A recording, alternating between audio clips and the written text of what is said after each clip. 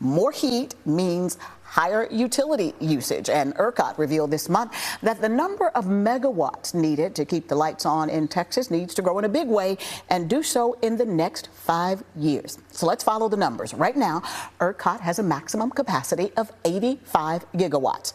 The grid regulator for most of Texas has forecast that the number of gigawatts would need to grow to 110 gigawatts in 5 years. That was based on an initial growth plan from last year. Well, now ERCOT CEO Pablo Vegas says Texas state senators he was telling them at a hearing that the new growth plan is now 150 gigawatts. Here's political reporter Jack Fink. Which is a 40 gigawatt increase from 1 year to the next in the 5-year horizon. That's effectively almost doubling the peak demand of the ERCOT grid in about 6 years. So it's a really significant impact, and we really need to think about how we're responsive to that and support the generation that needs to be developed and the transmission that needs to be developed to support that.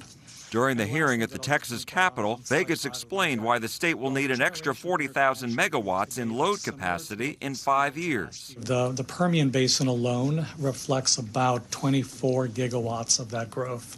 And to put that into context, that's almost the size of the Houston coastal region of the state of Texas. About half of that's electrification and oil and gas. The other half is a combination of green hydrogen, data centers, cryptocurrency, and other traditional industrial businesses.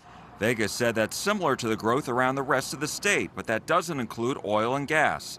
In a post on X, Lieutenant Governor Dan Patrick called Vegas's comments, quote, shocking testimony. The 110,000 megawatts was already a big increase. 150,000 megawatts is almost double the megawatts we now have on the grid. Patrick went on to say, quote, crypto miners and data centers will be responsible for over 50% of the added growth. We need to take a close look at those industries.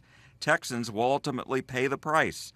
I'm more interested in building the grid to service customers in their homes, apartments, and normal businesses and keeping costs as low as possible for them. I asked the Lieutenant Governor about this last December. I was going to ask, what is driving this? Because Texas has been growing all this time. Yeah. And so what's changed? Is it all these large data centers that have moved to Texas? Is it Bitcoin? Is it, are they sucking up so much power that we can't keep up? Jack, it's all of the above. We've added 11 million people here in the last 20 years.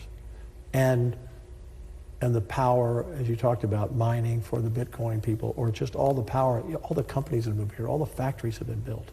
On top of it, just the people live in their homes and need power. So it's all of the above. But Patrick pushed for a constitutional amendment that voters approved last year, creating the Texas Energy Fund. The state would provide more than $7 billion in subsidies for private companies to build new natural gas-powered plants to generate the additional megawatts needed to meet the expected power demand. The state says there are 125 projects worth $39 billion that would produce 56,000 megawatts. These projects will now move to the formal application phase. Lawmakers may approve another $5 billion in subsidies because of the newly projected growth. Grid operators say they want to keep Texas energy affordable.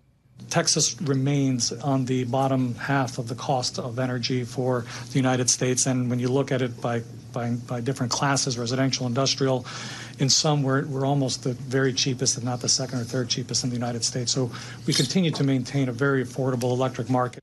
Jack Fink, CBS News, Texas.